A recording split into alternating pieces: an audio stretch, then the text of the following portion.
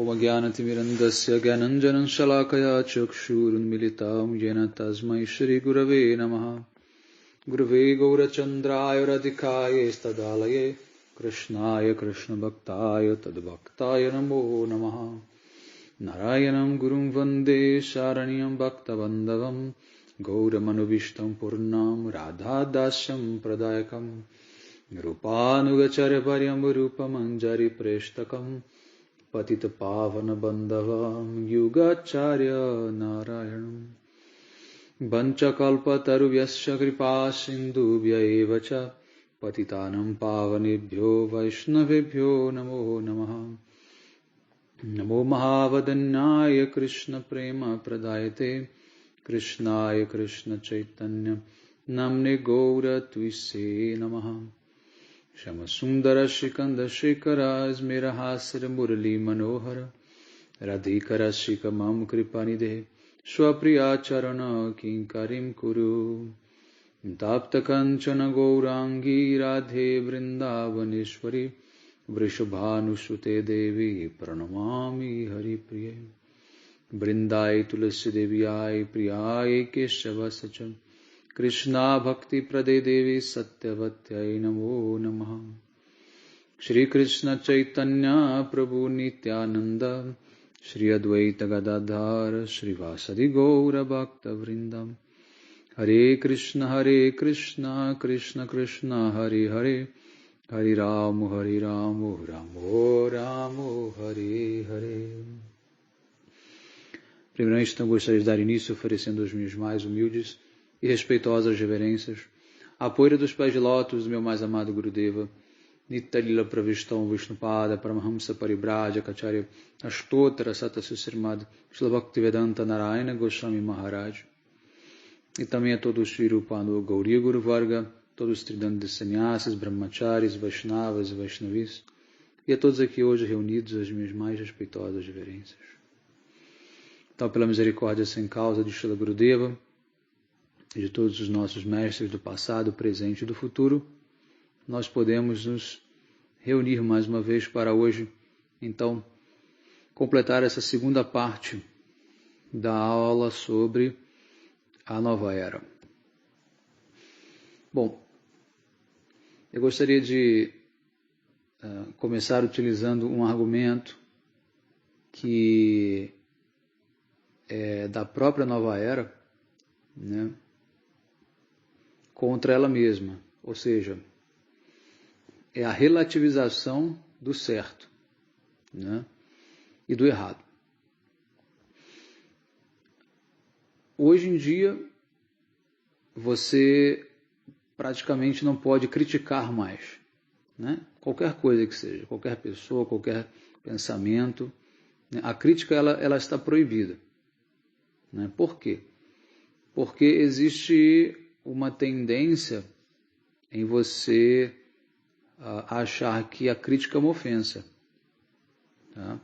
E que o discordar da opinião alheia é uma espécie de intolerância ou até de violência, né? Só que isso é justamente o inverso, né, da liberdade pregada pela nova era, da liberdade de expressão que a nova era tanto deseja.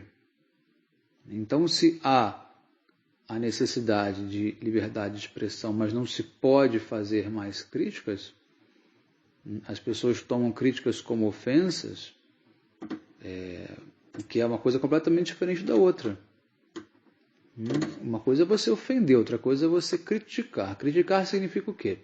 Significa você discordar dos pontos, né, de vista de alguém ou de algum pensamento filosófico, de alguma ideologia, e você analisar este pensamento sob a luz da tua tradição, da tua filosofia, né, ou da sua própria opinião. O ser humano ele é um ser livre porque ele pensa. Lembramos que o primeiro verso do Vedanta Sutra é Atato Brahma Jigyasa. Então, a cultura védica, que é a cultura mãe, a cultura primária, ela já traz como uma condição sine qua non o fato do ser humano questionar, né, para se tornar ser humano. Primeiro ele deve questionar sobre Deus, Atato Brahma Jigyasa. Questionando sobre a existência de Deus, é óbvio que ele vai também questionar sobre toda a sua existência. A existência toda sua no sentido daquele que questiona.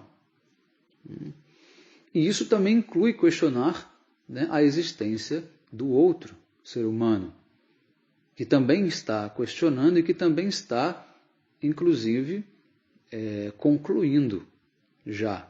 Né? Tem os que estão questionando e tem os que já estão concluindo, né, os seus questionamentos e já assumiram posições e hoje, né, vivem de acordo com os seus, as suas crenças. Tá? Então,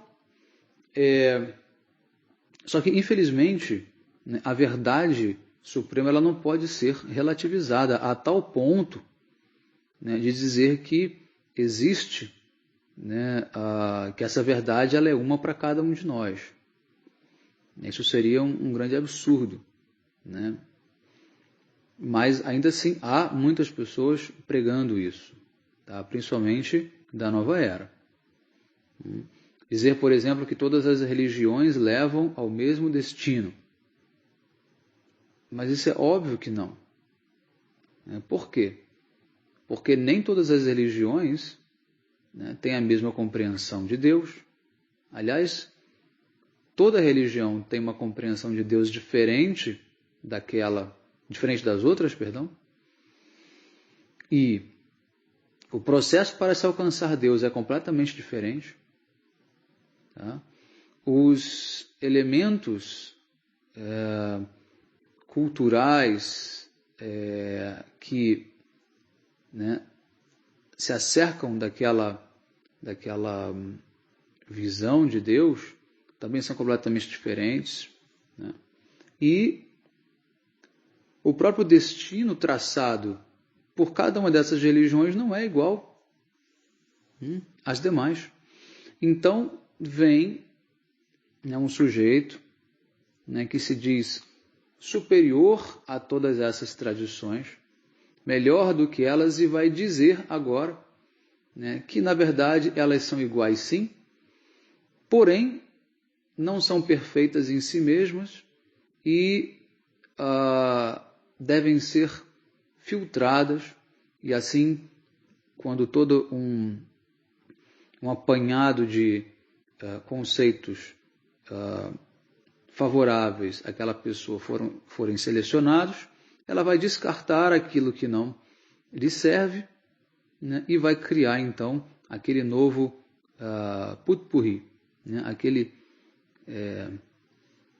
amalgamado de conceitos religiosos que esse sujeito agora chama de a religião universal.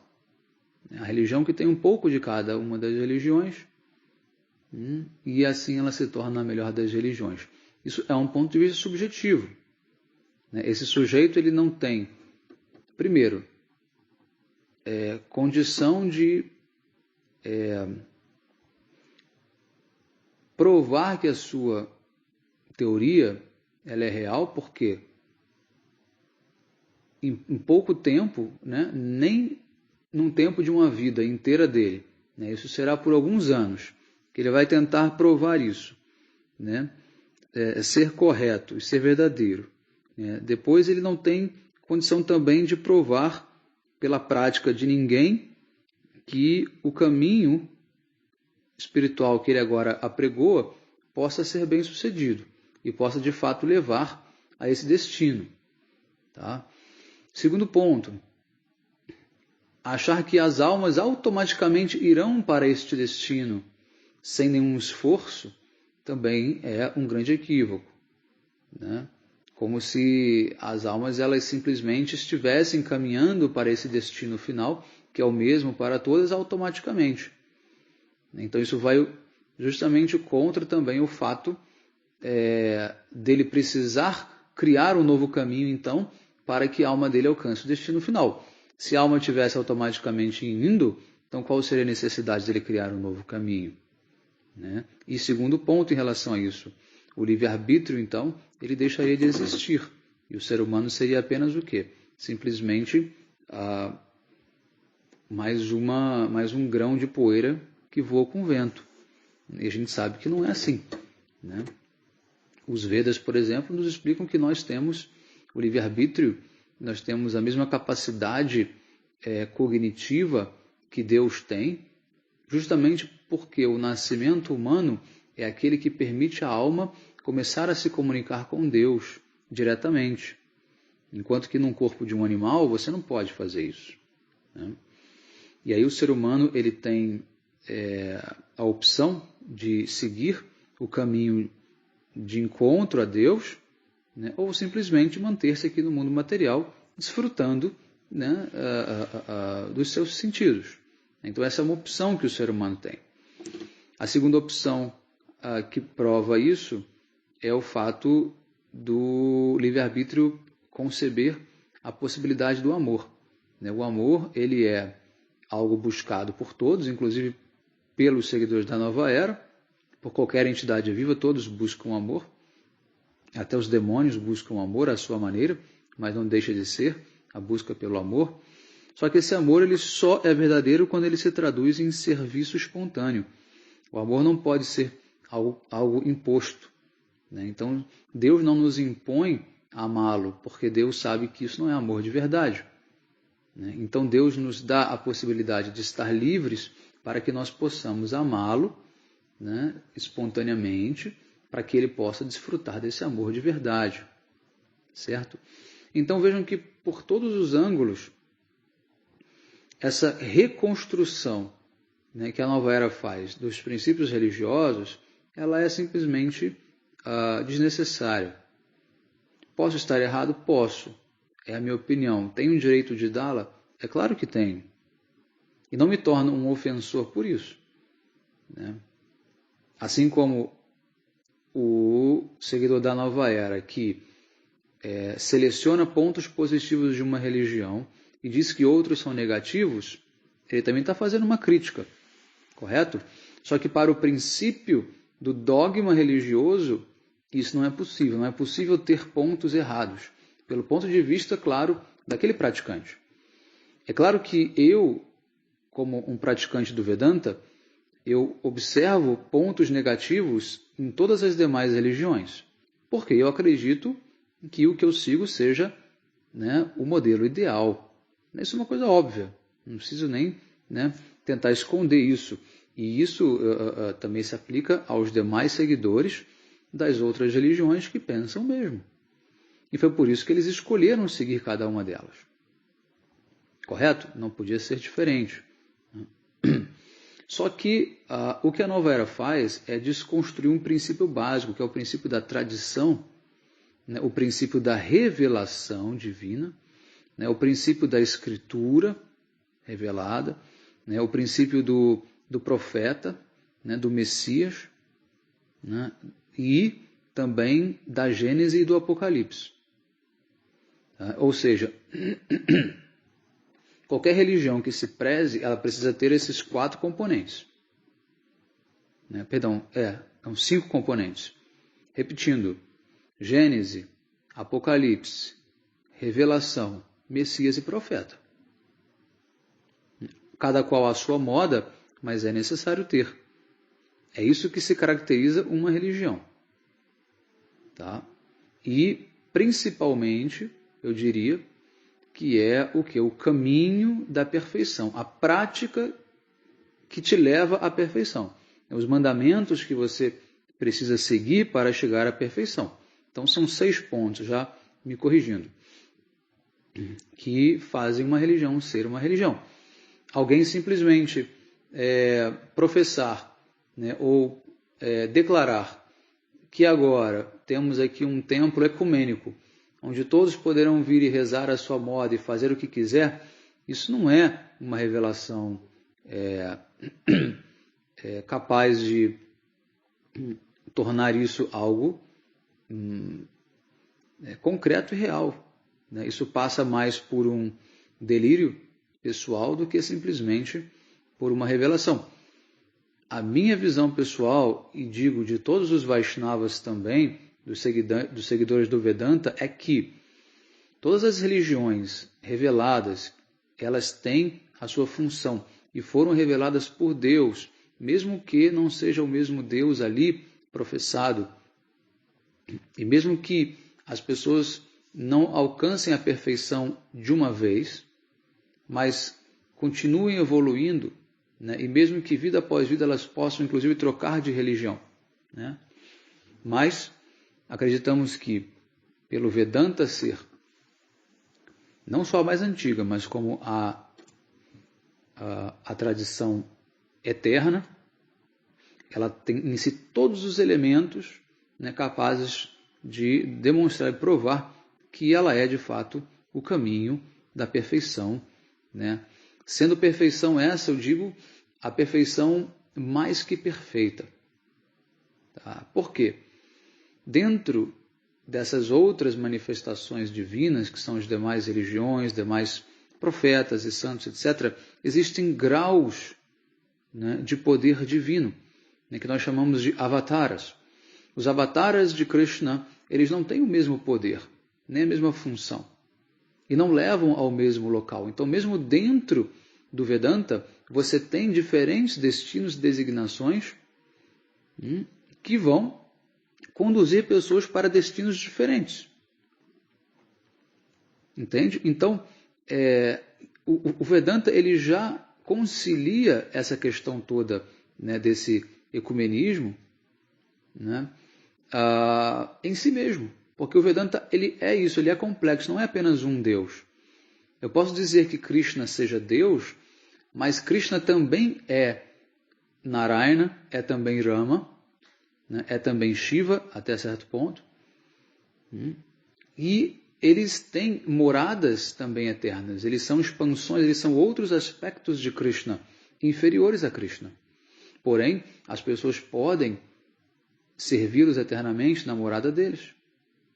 Então você tem uma tradição, né, em si que não tem um caminho único, porém todos os caminhos não levam ao mesmo lugar.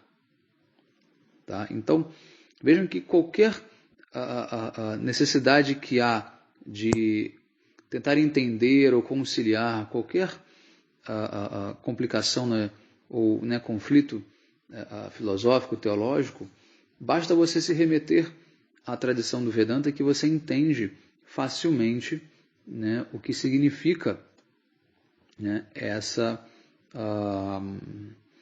né, o que significa essa variedade de opções, né, harmonizadas, né, mas sem misturá-las, né, correto? Bom, esse era um ponto então que estava faltando ser discutido, tá? Tem um outro ponto que é muito importante também nós questionarmos e criticarmos sem medo, né, de fazer críticas. Tá? Hoje criou-se um mimimi, né, em cima da crítica, e eu vejo isso muito como uma forma de querer defender algo que não é legítimo. Quando alguém tem dúvidas sobre as suas próprias escolhas ou tenta camuflar segundas intenções, ela tenta impedir a crítica. Isso é uma arma política, né? Nós vemos isso nos movimentos de esquerda, né, nas grandes ditaduras, né? Eles tentam encobrir, né, as suas segundas intenções, impedindo a crítica, né? É o que a gente chama de censura. Então, hoje, né, a grande maioria dessas pessoas da nova era, incluindo,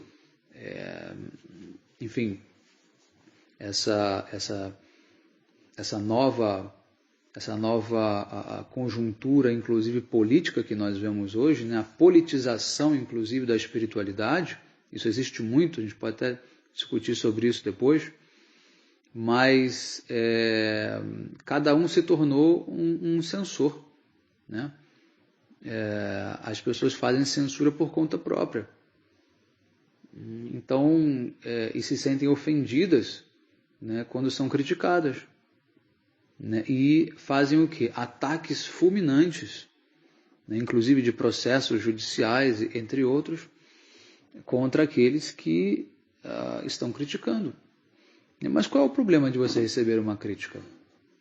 Eu não vejo nenhum problema. Se eu estou confiante de que aquilo que eu escolhi é o melhor para mim, né, e estou satisfeito com isso, né, as pessoas podem criticar que isso não me afeta. Né? Se eu estou ciente de que o caminho que eu escolhi é um caminho de retidão, de honestidade, né, de sinceridade, de transparência, qual é o meu medo em receber uma crítica? Né? Se for alguma acusação, né, tudo pode ser facilmente esclarecido e revelado. Né? Então, quem não tem nada a esconder, não tem nada a temer. Certo? Então, o que a Nova Era pregou? Que se pode fazer qualquer coisa com a tradição alheia, mas não se pode criticar o que a Nova Era faz.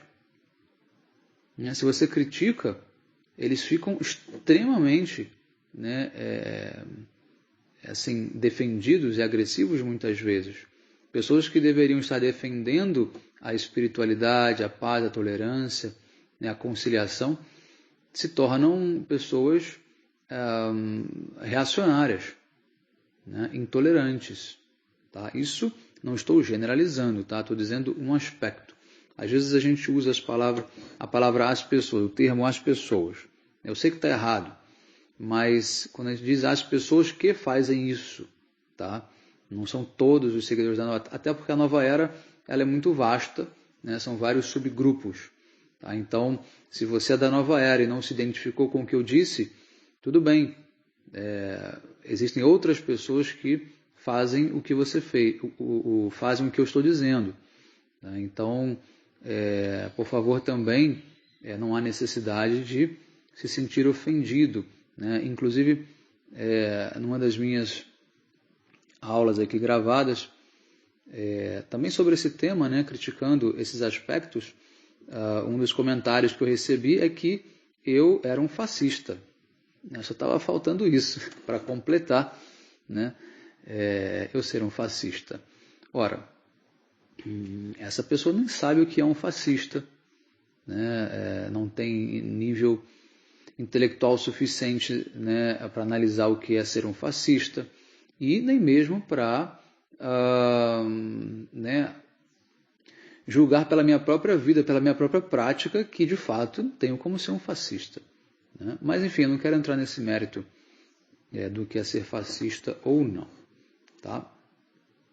Bom, então, outro ponto interessante é a questão do fazer o impossível. Nós vemos muitas frases assim de efeito. Né?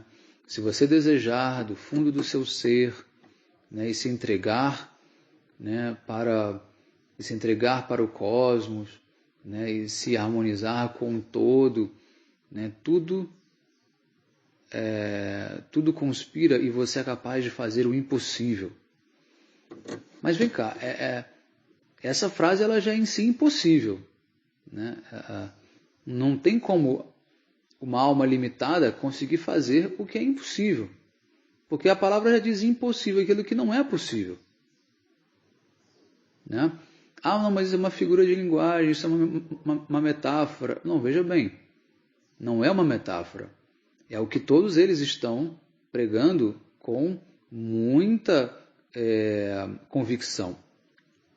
De que basta você pensar que você conquista, que você consegue. A sua afirmação, o poder do pensamento, o poder da mente, isso vem sendo amplamente divulgado. E você será capaz de transformar a sua realidade. Não precisa nem chegar no ponto do impossível. Basta você considerar que a pessoa possa transformar aquilo que ela deseja dentro da realidade dela. Mas isso é simplesmente impossível. Isso é impossível. Né? Então, fazer o impossível é impossível. Tá? Por quê? Os Vedas explicam que nós temos o nosso karma. Esse karma vem de várias vidas, inclusive dessa própria vida agora. Então, não tem como você simplesmente querer achar que a vida é um quadro em branco, uma parede em branca, onde você pode desenhar, pintar, escrever aquilo que você quiser. Porque não é assim que vai acontecer. Você precisa cumprir com um processo, né, no qual você está inserido, que foi criado por você mesmo, em vidas passadas, mas que você nem se lembra. O que dirá de vidas passadas? Nessa vida mesmo, você nem se lembra de tudo que você fez que trouxe você até aqui. Mas é claro que não é só nessa vida, né? Especialmente as vidas passadas fizeram quem você é hoje, o teu contexto, né, social, né, espiritual. E o que você pode fazer agora, de fato, é começar a se movimentar na direção, né, oposta, caso você não goste desse contexto, ou ir para uma direção diferente, né, usando o seu livre-arbítrio, que é muito limitado também, mas que aos poucos pode transformar a sua vida lá para o futuro, né, vidas e vidas mais para frente. O processo é muito longo. O processo não é tão fácil como parece. Mas fulano fez a tal técnica e ele conseguiu o resultado. Não foi por causa daquela técnica. Já era o karma dele receber aquela bênção, receber aquele presente, receber aquela oportunidade de ouro. Né? Ficar rico da noite para o dia, né? Curar uma doença desacreditada. Isso já fazia parte do karma. Quando o karma da pessoa ele se anula, ele se cumpre, vamos dizer assim, automaticamente, da noite para o dia, aquela situação ela desaparece. Então não é por conta de um milagre, é porque a pessoa já tinha sofrido o tanto que precisava sofrer, o karma terminou e agora a vida segue, né, do zero, sem mais aquela reação. Isso acontece por quê?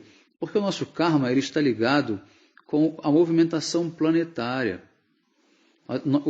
Toda a nossa vida ela depende da movimentação dos astros, né?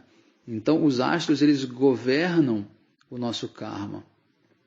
Não diretamente, no sentido de que não são eles que causam o nosso karma. Somos nós que causamos o nosso karma.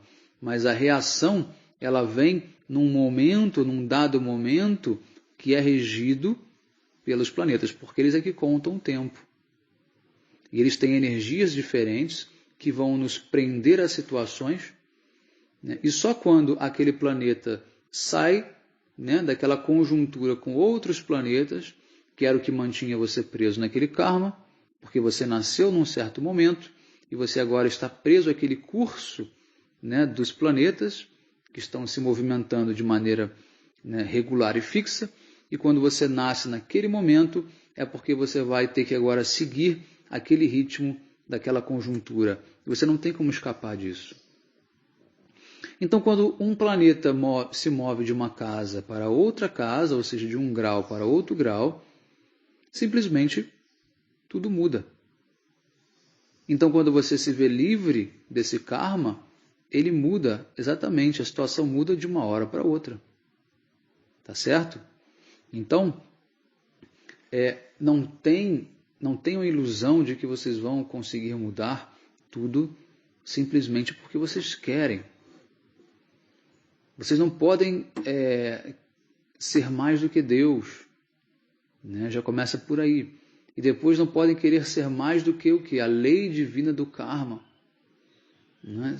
Estar além dos seus próprios sentidos, estar além da sua própria natureza material. Nós não temos capacidade de fazer isso tão rápido. Nós temos sim, a longo prazo. Se fizermos uma prática devocional, adoração ao Senhor Supremo, se cantarmos os santos nomes, se cantarmos o Mahamantra Hare Krishna, se adorarmos Deus, se nos rendermos a Deus, se colocarmos Krishna no centro de nossas vidas, aí sim nós poderemos mudar tudo, o karma, né, tudo, mas a longo prazo. E conseguiremos, inclusive, a nossa perfeição espiritual. Está nas nossas mãos? Está, com certeza, mas não da maneira como está sendo vendido. Algo é como se fosse o fast food, né, da espiritualidade. Não, senta aqui, faz uma técnica, medita, se concentra, afirma, repete, mentaliza, porque o universo ele é quântico, porque tudo que está dentro está fora, porque tudo está interligado. Lê do engano. Né? Lê do engano. Isso é simplesmente para vender. Simplesmente para atrair. E lembrem-se, tudo que parece fácil demais não vem de Deus, mas vem do diabo. Tudo que oferece muitas vantagens, que é rápido, né? Barato, não vem de Deus, vem do diabo. O caminho para se chegar à perfeição, ele é árduo, demorado, e requer principalmente que você siga um manual estabelecido por Deus, não pelo homem. E os Vedas, eles são este manual que você deve seguir. Os Vedas foram revelados por Deus, não pelo homem. Mas cada dia aparece alguém diferente, com uma técnica diferente, dizendo, não, essa é a fórmula, né? Agora, assim, como se diz, a fórmula infalível. Né? Todo mês, todo ano, vem gente com uma coisa nova. Esse é o movimento da nova era. Entendeu? É simplesmente não querer seguir o quê? O caminho mais difícil. Que é fazer um sadhana, que é abandonar hábitos como intoxicação, uso de alucinógenos, né? Inclusive parar de comer carne, matar animais. Né? A maioria do pessoal de nova era é vegetariano, mas nem todos. Nem todos. Tá? Mas muitos se intoxicam. Né? Muitos acham que é preciso abrir as portas da percepção, né? Como Aldous Huxley escreveu. E para isso você precisa romper com as barreiras do seu cérebro para que você possa ver Deus, ver a verdade, como se Deus estivesse dentro do cérebro, né? Como se Deus dependesse de reações químicas dentro do cérebro para ser visto ou percebido. Isso chama-se materialismo. Você achar que transformando, né, a química do corpo, você chega na verdade suprema. Ao contrário, qual o resultado disso? Você acaba se sentindo o próprio Deus. E você tem efeitos reversos. Né? Você entra no processo do mayavadismo, que é o processo de se achar Deus. Né? De se sentir um com a natureza, de se sentir um, né, com a verdade, um com o todo.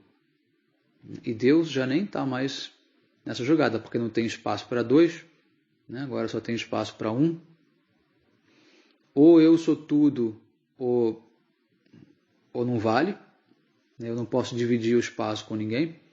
E no caso não ia ser com Deus, ia ser com todas essas infinitas almas condicionadas que estão na mesma posição. Né? Iludidas por Maya. Certo? Bom, então, não se deixe enganar. Né? O processo de iluminação, ele não é simples, não é fácil, não acontece de uma hora para outra. Na verdade, vou explicar para vocês. Essa coisa de iluminação, que é uma outra, né, grande, vamos dizer assim, ferramenta explorada pela Nova Era. Tá? E Nova Era, gente, não está só no Ocidente, não. A Índia também é uma grande exportadora de ideias Nova Era. Tá? De lá vem muito especulador, vem muito charlatão, que também faz um monte de coisa errada. Né? E uma dessas coisas é o tal do processo da iluminação. Tá? Se você for ler os Vedas estritamente, não existe essa coisa de processo de iluminação súbita. Tá? Por quê? Porque a alma encarnada, né, ela está coberta por várias camadas, tá? Várias camadas de impedimentos, que são todos os apegos materiais, desejos materiais, né, todas as suas algemas materiais. Tá? Isso não pode ser removido tão rápido. Inclusive, o próprio impersonalismo, né, você crer que Deus não tem forma e que você é o próprio Deus, é também uma dessas camadas, uma desses impedimentos. Então, esse processo de iluminação súbita, de repente, no estalar de dedos, agora eu entendi a verdade. Então me explica como que é. Mas não dá para expressar em palavras. Ela é muito maior do que tudo. Ela é fora do campo da linguagem. Mas vem cá, e os Vedas que revelaram a verdade absoluta em palavras? Como é que fica? Não, mas aí não conta. Não, como assim não conta? Então, aí você vem e pergunta, mas me fala um pouco dessa verdade. Não tem como, essa verdade é um grande silêncio. Mas esse silêncio, ele existe? Será que o silêncio absoluto existe? Vamos pensar sobre isso, né? um tempo. Então, eu posso me silenciar, ou seja, eu posso deixar de falar. Quando a gente fala, eu me silencio, significa que eu vou ficar quieto, eu vou deixar de falar por um certo tempo, vou ficar em silêncio. Aí você tenta buscar o silêncio máximo, o silêncio absoluto. Você se isola para o alto da montanha. Lá você tem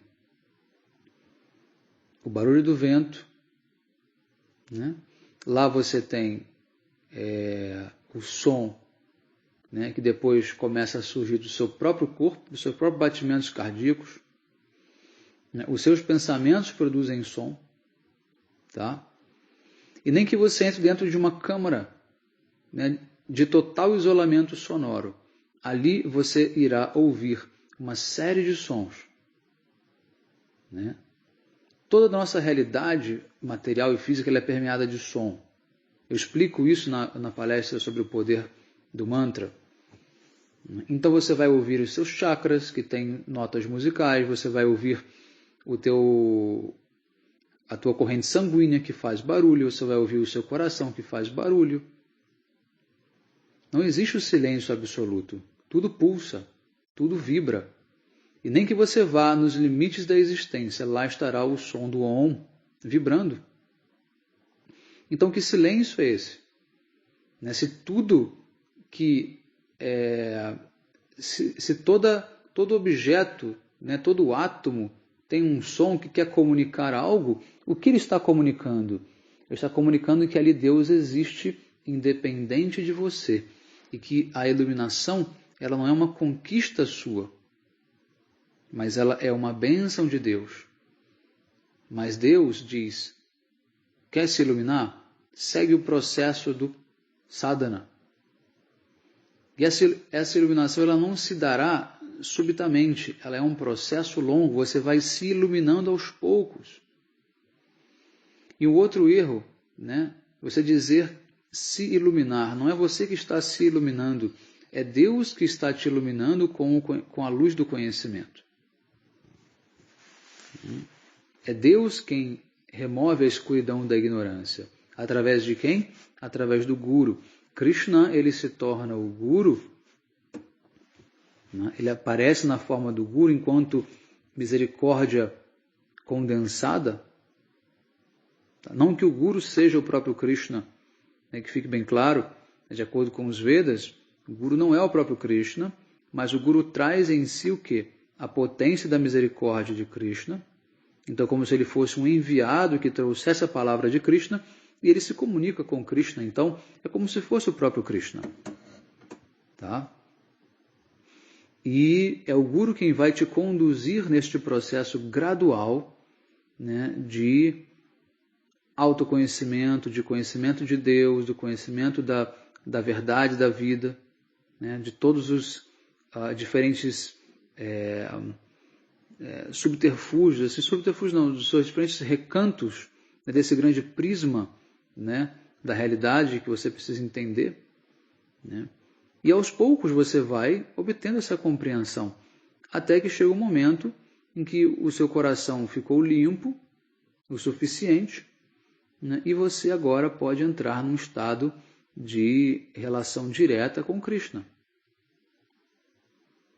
Mas isso é longo, leva vidas e vidas. Mas o que se vende hoje? Se vende hoje que você vai num guru, esse guru toca na sua testa e você simplesmente se iluminou. Já não há mais nada a fazer, já não precisa mais nenhuma prática, agora você é um ser iluminado. Mas me fala um pouco mais sobre essa iluminação, sobre essa verdade. Não dá para expressar em palavras. Essa é a grande fuga deles. E quando eles começam a tentar falar sobre essa iluminação ou sobre essa verdade, eles simplesmente repetem frases feitas e chavões que simplesmente não explicam absolutamente nada. São bonitas, né, são de efeito, como por exemplo o Osho, né, o Rajneesh, e temos o Rajneesh brasileiro também, né, que é o Prem Baba, que também já foi envolvido, né, em diversos escândalos, que também se dizia iluminado, né? O próprio o Osho também, nós temos também o Sai Baba e vários outros que, né, foram pegos, né, praticando os atos mais mundanos, né, que se possa conhecer, né, em nome dessa pretensa e suposta iluminação divina. Então, abram os olhos, Kali Yuga, a era das desavenças, a era da hipocrisia. Nós temos muitos hipócritas, né, que vêm trazer, né, a escuridão ao invés da luz, né? E eles vêm com um argumento muito convincente. Eles dizem: todos somos Deus, você também é Deus. Só que no momento, você deve me adorar porque eu sou mais Deus do que você.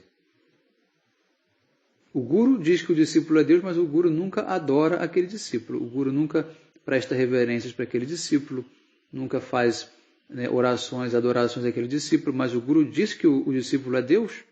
Então, por que o guru não reverencia o discípulo dessa maneira?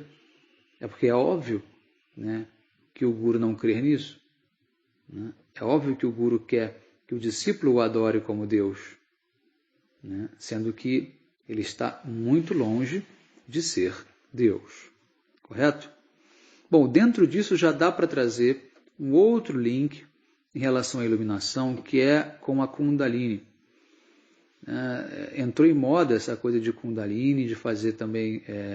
tem a Kundalini com sexo e sem sexo também.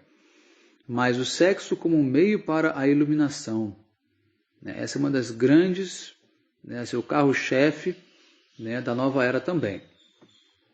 É como se simplesmente estimular o corpo físico material grosseiro fosse proporcionar, né, qualquer relação com Deus, qualquer visão com Deus. É a mesma coisa, né, de você usar os alucinógenos. Tá? Lembrem-se, esse corpo ele é material. Ele não tem qualquer relação com a realidade transcendental e divina. Tá? Você simplesmente passará a ter experiências paranormais, que são experiências o quê? Não cotidianas, mas isso não significa que elas sejam transcendentais e divinas, só porque você fez subir a tua energia Kundalini e os seus chakras giraram e você teve uma experiência incomum. Você não pode dizer que isso seja de fato uma experiência transcendental, porque não é, né? Os Vedas explicam muito claramente. Exercícios, ginástica corpórea, né? Trabalho com chakras, trabalho com Kundalini, com os nadis, controle da respiração através do pranayama, né? Controle dos chakras através dos asanas. Tudo isso é material, faz parte do corpo físico grosseiro, material. Isso não tem nada a ver com espiritualidade. Isso está sendo vendido como sendo espiritualidade, quando na verdade é simplesmente um exercício das potencialidades do corpo, mas não da alma. Chakra não tem nada a ver com alma, Kundalini não tem nada a ver com alma, os nadis muito menos têm a ver com alma, pranayama muito menos tem a ver com alma. Para que eles servem? Eles são, né, os componentes do corpo material, né? E você pode cuidar deles para que eles estejam saudáveis, para que você possa ter, né, a leveza, saúde, né, bem-estar, mas isso não é a vida espiritual. Vida espiritual significa tudo aquilo que se relaciona com Deus, com a transcendência. E para isso você não precisa fazer sexo, você não precisa despertar Kundalini, você só precisa o quê? Reverenciar, adorar, amar e servir a Deus.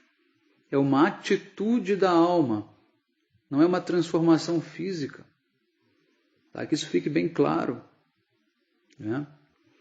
Mas a nova era, esse movimento da New Age, ele prega uma espiritualidade muito superficial. A pessoa ela é qualificada, né, pelo seu nível espiritual de acordo com a roupa que ela veste, de acordo com a maneira como ela decora a casa dela com vários elementos, né, ditos religiosos, elementos, né, místicos. Eu nem sei como definir isso, mas vocês sabem o que eu estou dizendo. Cristais, incenso, mandalas, filtro dos sonhos, mesa radiônica, fotos de diversos mestres que não tem nada a ver um com o outro, que cada um está fazendo uma história diferente, né? Enfim, aí você já pode partir para os duendes, então para as deidades também védicas, enfim, né? A maneira como você decora a sua casa, né? Com a maneira como você se veste, como você fala, tudo isso para a nova era é considerado como um nível de espiritualidade. Olha a que ponto chegamos. Olha a que ponto chegamos. Tá?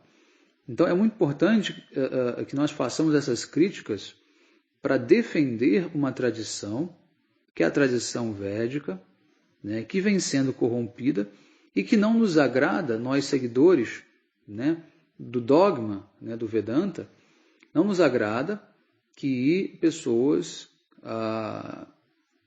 tentem se utilizar do nome Vedanta, né, da tradição védica, para, vamos dizer assim, corroborar práticas que são completamente contrárias aos princípios védicos. Então é por isso que nos leva à necessidade de uma crítica. Certo? Bom, uma coisa que eles também gostam de dizer é que fulano tem uma alma muito velha, né? Fulano já uma alma muito experiente, ela já evoluiu muito, né? E já outros necessitam fazer a cura da alma. Olha, de acordo com os Vedas, isso também é um grande equívoco. Primeiro, não existe alma velha ou alma nova. Tá? Todas as almas têm a mesma idade, as almas elas são eternas. Elas não são criadas ou destruídas ou nascidas, né, antes ou depois. Todas as almas têm a mesma idade. Só que, quando elas entram na roda do samsara, elas podem levar, e obviamente levam, umas mais tempo do que outras, de acordo com os seus próprios desejos. Então, a alma não está evoluindo.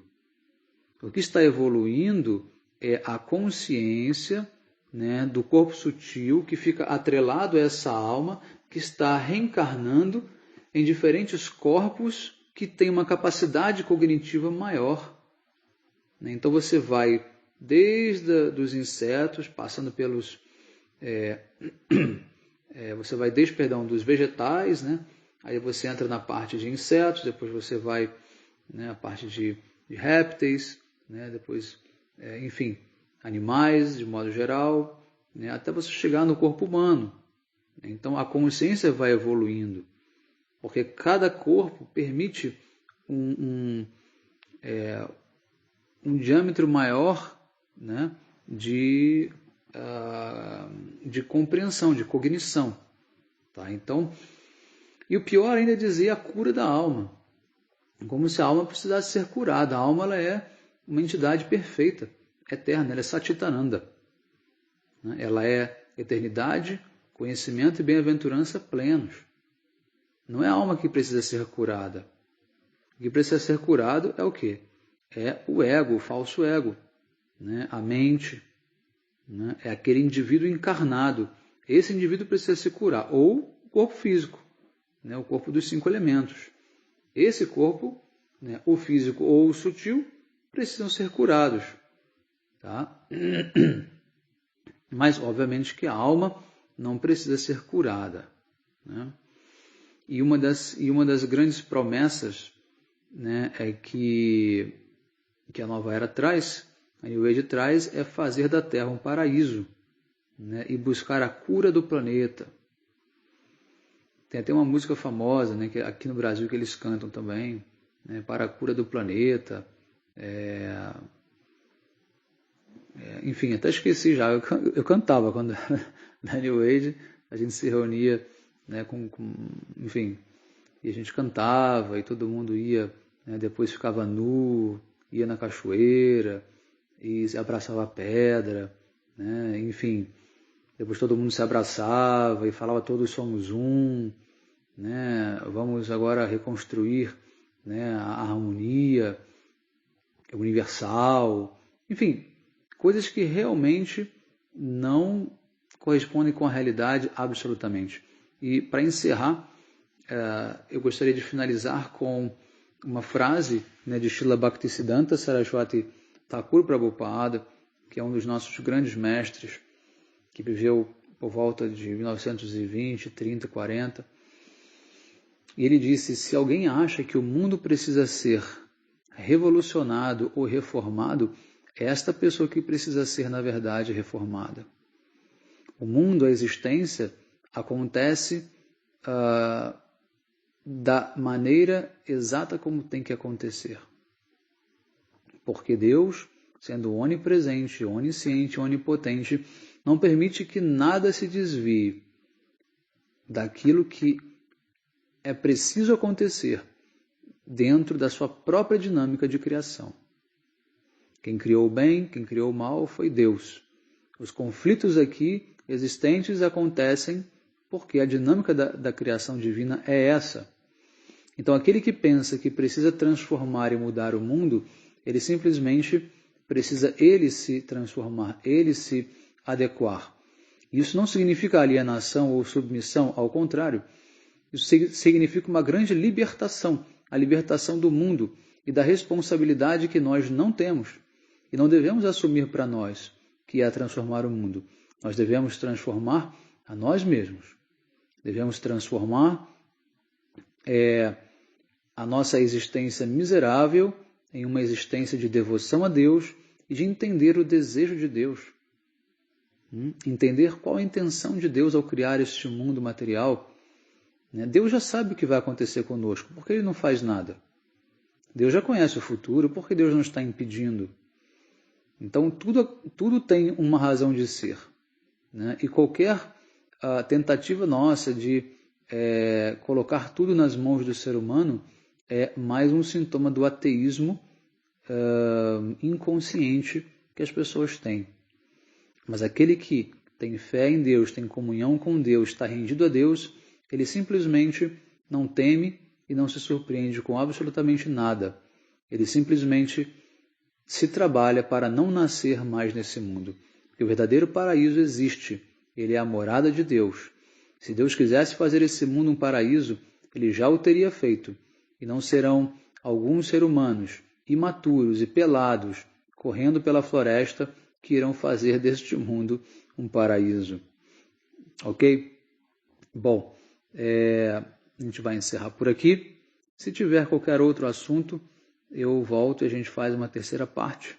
Do contrário, a gente então pode dar por encerrado aqui. Na verdade, são muitos pontos, mas eu acho que está bom. A gente pode manter nessas duas partes aqui a aula, ok? Desejo a todos, então, que entrem em comunhão com Deus, que entrem em comunhão, né, com o sentido da vida real, que se entreguem, né, para os desejos divinos, né, que consigam compreender né, que Deus controla tudo. Não é o ser humano que está controlando tudo. É uma ilusão você achar que é você que está controlando tudo. Ou que é um governante que está controlando. Ah, que são os Illuminatis. Ah, porque são os maçons. Ah, porque isso, que aquilo. Gente, tudo acontece, né, e essa dinâmica ela acontece, né, porque simplesmente, né, é necessário. Correto? Então, para encerrar realmente, eu gostaria de ler aqui um pequeno parágrafo que eu compus quando o jornal Bem-Estar, que é lá de Gramado, né, distribuído lá na Serra Gaúcha, que sempre me pede para contribuir, me pediu que eu escrevesse algumas linhas contando sobre a experiência dessa quarentena que nós estamos vivendo, né, dessa grande paralisação global. E eu vou ler para vocês o que eu escrevi. Essa quarentena é mais uma das grandes oportunidades que Deus nos dá para compreendermos que este mundo material nunca será um paraíso, que não devemos nos apegar a ele, mas sim à nossa relação com Deus, que devemos aceitar tudo aquilo que nos chega como sendo sua misericórdia, que o refúgio mais seguro é sempre nos braços de Deus, que devemos sempre ver a mão de Deus em tudo e que principalmente devemos reconhecer que somos insignificantes e que só nos resta contemplar a grandeza do amor de Deus.